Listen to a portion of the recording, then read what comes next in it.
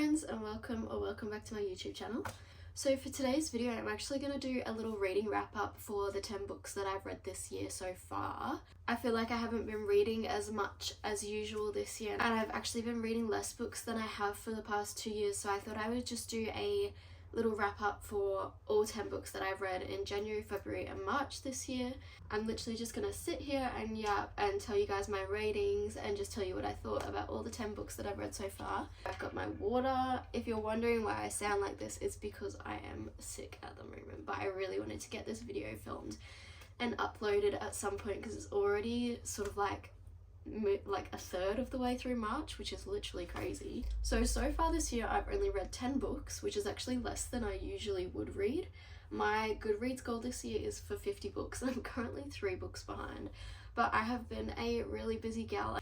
I've been overseas twice already this year to visit my family, and I recently started a new degree at uni, so I'm doing my master's and I'm doing that full time, so that has been pretty crazy and pretty hectic as well. I'm also trying not to let my Goodreads goal stress me out that much this year, because I feel like in the past year I've had that expectation on myself to just read as many books as I can. 2023 I think I've read 75 books, and then 2024 I think I read 65. I just found that I wasn't enjoying my reading as much because I had that pressure on myself. So I'm sort of just trying to get back into it and make it more enjoyable for myself and have it as an actual hobby rather than something I feel like I need to do. But so far this year I've actually been really enjoying reading way more because I haven't set an expectation for myself. Anyways, so let's start with some stats. So far this year I've read 10 books. I've had 3 5-star reads. I have read 4 fantasy books, 3 thrillers, 1 historical fiction, 1 romance book, which is actually crazy. I need to step up my romance book game, like, bad, because I have so many romance books on my shelf, and 1 dystopian novel. Those are the genres that I've been reading this year. Obviously, I'm a fantasy girly, apparently. My top authors are Lynette Noni and Frida McFadden this year. I've read 2 of their books each. I've read 5 physical books, and I've also read 5 on my Kindle. Obviously loving my Kindle at the moment. I feel like I actually read faster on my Kindle. Don't know why, just do. Also, this is my new Kindle case. We love her. I actually got sent this case from Berger, and she's so cute. So why would I not want to read on my Kindle? So let's get started. In January, I read 3 books. The first book I read in 2025 was Raelia by Lynette Noni. This is the second book in the Madoran Chronicles series by Lynette Noni. It is a YA fantasy series. If you've watched a few of my other videos, you will know I am literally obsessed with this series at the moment, and I could yap about it literally forever. So pretty much the plot of Akane is this girl, she's a human, her name's Alex. She's our main protagonist of this series. In the start of Akane, which is the first book, she gets dropped off at a boarding school by her parents, and she finds herself opening this door, and she finds herself in this random world. She finds herself in this world called Medora, and these 2 boys take her to this school called Akane. It's like a magical school. It's giving Narnia across Hogwarts, and pretty much there's a villain in the story. She's the chosen one. It's a whole big thing. This is the second book in the series. I am obsessed with this series. I rated Raelia 4.5 out of 5 stars. I feel like reading these books just takes no effort, no mind power. It's a fantasy book, but it doesn't take much thinking. It's just so fun, so YA, just one of my favourite YA fantasy series I think I've ever read. I love this book. I feel like there was a lot of character development. It ended on a cliffhanger. I couldn't wait to read the next one. There were little crumbs of romance being fed to us, which I was just waiting to see what happened with it, and yeah, literally just loved it. So the second book that I read in January was The Guest List by Lucy Foley. I rated this book 3 stars. The Guest List is a thriller book. It takes place on this island which is run by a couple, and the plot is pretty much these 2 people are getting married on this island, and there are lots of point of views in the book, which are point of views of the people who are in the wedding party. So there's like the best man, the sister of the bride, the groom. It follows like the days leading up to the wedding, and then it is the actual wedding, and then something happens, and then there's a bit of a plot twist, and then some spooky stuff starts happening. Lights cut out at the wedding, there was blood everywhere, that kind of thing, you know.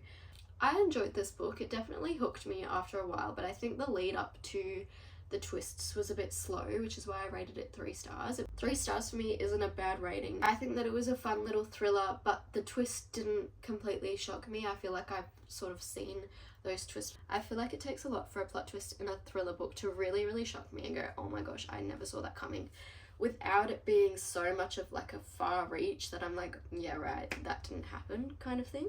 I've heard so many people rave about Lucy Foley's books, and this is the first one I've ever read by her, but I still did like it. It definitely hooked me. I was definitely invested. I did definitely binge like the second half of the book, but I feel like the lead up to the second half, where it was a lot more fast paced and high stakes, was a bit slow.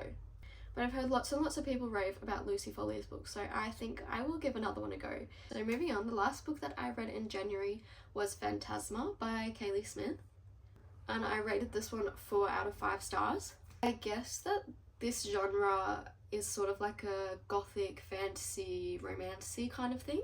The plot really, really, really interested me. Pretty much, our main character Ophelia, recently her mother's passed away, and so she has become the main necromancer for her family, which means she can pretty much see ghosts and see phantoms and see spirits. Her mum's sort of been training her whole life to become the heir to, I guess, I don't even know what they call it, like their graveyard? No, it's not a graveyard, like their family business of necromancing. What does necromancing even mean? I don't even know. Anyway, so her mother dies and it's just her and her sister there, and they find out that they're in a lot of debt and they need some money to save their house. And there is this competition called Phantasma where they enter this haunted mansion and they have to live through 10 days and survive like 10 trials to get through it, and at the end they get granted like a wish. Don't quote me on that. That is what I remember. I don't actually know if it's 10, it might be 7 or something. Ophelia and her sister Genevieve, they have an argument, and then Genevieve actually runs off to Phantasma to win this competition so that their wish can be to save their house. Ophelia comes home and finds out that Genevieve has left, and she actually follows her sister to Phantasma, where she meets this phantom who she can see, and they got a little thing going on, and it just pretty much follows through every day and every trial, and it's a bit of like a gothic romantic-y. It was super, super fun. I really, really enjoyed this book. The only reason I didn't rate it higher is because it had a lot of spice in it, and I am not the biggest fan of spice. For me, at least. I found it pretty spicy. I felt like there was just quite a lot of spice, and that's just my personal opinion, and I just don't love a lot of spice in books. But I loved the plot. It really, really hooked me. And yeah, I loved the storyline. And that was like my second gothic fantasy I've ever really read. And I'm pretty sure it is a duology, and I really can't wait for the next one to come out. So those are the 3 books that I read in January. In February, I read 2 books. The first book that I read was The Nightingale by Kristen Hanna. You guys, the love I have for this book. I rated this book 5 stars. I literally cannot fault it. I loved it so much. This is my first historical fiction book I've ever really read. I can't even talk about this. I just love it so much. So this book is set in France in World War II, and it follows 2 sisters through like a number of years. It's about like when the Nazis invaded France and what they had to do to survive. There are themes of like love, romance, loss. It was just such a beautiful story, such a beautiful book. The last 100 pages, I was literally sobbing my eyes out. It was just so, so good, and this is one of my top favourite books I think I've ever read, which is a really big thing. It was just so different to what I usually read, and it makes me so sad that women actually went through these things in real life, and how scary that must have been. I can't recommend it enough. I can't really say too much without giving a lot away, but it was really, really amazing, and if you haven't read it, this is your sign to read it. I feel like a lot of the war stories and movies that you see is about the men during the war and the soldiers. This one follows through the women and the hardships they went through, and it really, really depicted what it would have been like to be a woman during the war, and it's just so, so good. And if you've not read it, please read this book. A lot of the themes were a lot more serious than what I usually read, so I would definitely recommend looking up trigger warnings before you read this book. 5 stars. 5 stars for me. This is my first 5-star read for the year, and I feel like Kristen Hanna is going to become one of my auto-read authors. I have another book of hers on my shelf, which I cannot wait to read. The second book that I read in February was The Crash by Frida McFadden. This is one of her new releases for this year. I think this is her last book that came out.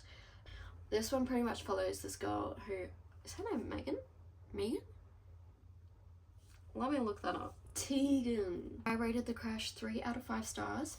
So this one follows this pregnant lady, Tegan. She's about 8 months pregnant in the book. She is being blackmailed by her baby daddy, who is this rich man she had a one-night stand with, and is actually blackmailing her to keep quiet about the baby and who the daddy is, and he's pretty much going to pay her a lot of money to keep quiet.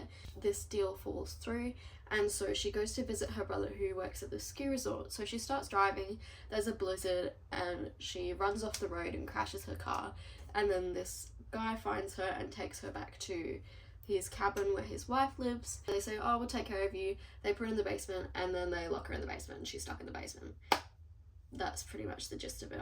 I love Frida McFadden books just for a simple, fast-paced thriller where I don't have to think about reading. The chapters are really short. It was good. I just feel like with Frida McFadden books, I'm getting a bit of a copy and paste situation where I'm getting tunnel vision with a lot of her books, and they all just are starting to feel the same with me, and maybe that's because I've read so many of them recently. But I still really enjoy them, and they're just really good for when I just need something just to not think about it and just read it and just have a little bit of downtime. The plot twist at the end was pretty good. It wasn't like crazy, but it was still good, and I still really enjoyed it. That's the last book I read in February. Now starting with March. March is the month that I kind of got out of my reading slump. I read 5 books in March. So starting out with the first book I read in March, I read this on my plane trip to the UK in one sitting, and it was The Perfect Son by Frida McFadden. Back-to-back Frida McFadden books, loving it. I rated this one 3 stars as well. I actually really enjoyed this, and it was a little bit different to the plots of her other books. I know this is one of her, not older books, but not as recent as the other ones. Pretty much, the story follows a mother and her son.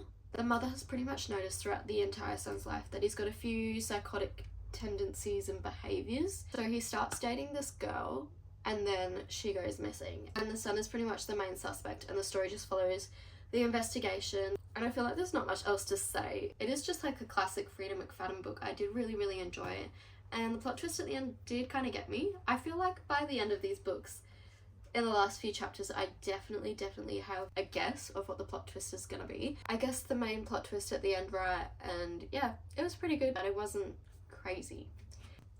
Okay, you guys, I finally read it. This is the second book that I read in March.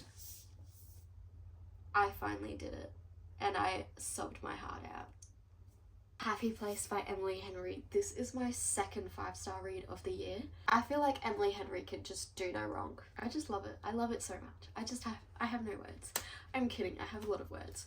Happy Place follows a group of friends who go on a yearly holiday together, and they're all couples. They're like 3 sets of couples. They're all friends. They met in college. The main 2 characters in this story is Win and Harriet, who actually broke up months before this holiday. Win isn't meant to be on this holiday. Harriet arrives at the house and Win's there. They have to pretend they're still together for their friends' sakes because their other 2 friends have announced this wedding and they're getting married. I love Emily Henry books. I just feel like she can do no wrong. I've never read a bad Emily Henry book. I can't wait for her new release to come out. Also, how freaking adorable is this special edition? It's like, why did they break up in the end? It's like a then and now you finally find out why they broke up. I cried my heart out. When a book makes me cry, I just feel like that's when you know it's really good. I genuinely think this is my new favourite Emily Henry book. I feel like Beach Read has been knocked to second, which is crazy because I love Beach Read so much. It was just so good. I'm so happy I finally read it. The third book I read in March was The Rebel Witch by Kristen Sigarelli. This is the final book in the Crimson Moth duology. The first book is The Crimson Moth. Our main 2 characters in The Crimson Moth, Rune is a witch in secret and no one knows about it because witches are illegal. And then Gideon is a witch hunter, and he has been hunting the Crimson Moth because she's like a vigilante. She goes and helps witches who have been captured escape, and he suspects that it's Rune. And so they start fake dating each other. They both are like dating each other, but they're both faking it until they're not. I love Gideon and Rune. I had really high expectations for this book, and I feel like it just didn't hit that 5-star feeling, and I am really sad about it because I was so excited for this. The Crimson Moth for me was 5 stars, and I rated The Rebel Witch 4 stars. I just feel like there could have been a little bit more plot, a little bit more story. I felt like it was kind of repetitive in the, like, I hate you but I love you kind of. But all in all, loved it. Kristen Ciccarelli's writing is just so addictive. I ate this up in like 2 days. I was up till 2 a.m. finishing this book. If you want a fun, fast-paced, high-stakes fantasy duology with enemies to lovers, romantasy, witches, all of it, I mean, it's pretty much got all you need, right? Okay, I have to talk about this book without crying now. The next book that I read was Sunrise on the Reaping by Suzanne Collins. Oh. I don't have the physical copy. I read it on my Kindle. I read it on the plane on the way home, which was so dangerous because I was crying my heart out in front of all of the flight attendants. It was really bad, okay? This is my third 5-star read of the year. We're really doing well. Obviously, I'm pretty easy to please. It's a prequel to The Hunger Games, and it follows Haymitch Abernathy's games. I literally cannot even, it just makes me so sad thinking about it. I love this book. I love the insight we got into Haymitch, and I love that we found out all of his backstory and all of his history, and there were so many little Easter eggs, and we finally find out how he got into his games, what his games look like. It is so heartbreaking. This entire series just hurts my heart. I can't even think about it. It actually just makes me want to cry all the time. It was just so good. I binged it the whole way through, and I loved it so much, and I knew it was going to be 5 stars, and I literally cannot wait for the movie to come out. I am not sorry for the person I will become when that movie comes out, and nothing beats it, guys. Nothing beats it. 5 stars. Instant 5 stars. 6 stars. But also, like, rip my heart out, take it, crush it, whatever. It's cool, it's fine. That's probably why I'm sick at the moment. I'm physically ill because of this book. I feel like I'm not convincing anyone to read this book because I'm just like heartache, pain, death, like sad. The last book I read in March was Dracora by Lynette Noni, which is the 3rd book in the Madoran Chronicles series. This series is just so good. I literally am obsessed. I can't wait to read the next one. I need to go pick the next one up straight away. I rated Dracora 4.5 stars out of 5. So good. I feel like I don't need to repeat myself because I already explained what Akane is and the Madoran Chronicles and all that stuff at the start of this video when I talked about Raylia. The only reason I did not rate Dracora higher is because there was a plot twist at the end of the 2nd book which was like, oh my god, that is crazy. I just expected it to get more like plot time, and it just wrapped up really quickly. There was nothing about it throughout this whole book, except for right at the end, the last like 10-20 pages, and it just wrapped up so quickly, and I was like, huh? Like, I just expected more from that plot line, from that plot twist, and there just wasn't much about it. In this one, the main character Alex pretty much goes back in time and meets the main villain before he becomes a villain. Kind of crazy. It was so good. I loved the whole thing. Actually made me cry. Not gonna lie, this book made me cry. I did not expect my cute little YA fantasy series to make me cry, but it did. So yeah, it was really great. 4.5 stars. So those are the 10 books that I've read so far this year. That was my quarterly year reading wrap up. I'm not usually a sit down video kind of gal. I usually do reading vlogs and things like that. If you enjoyed this video, don't forget to like, comment and subscribe to my channel if you want to see more. And yeah, I'll see you guys next time.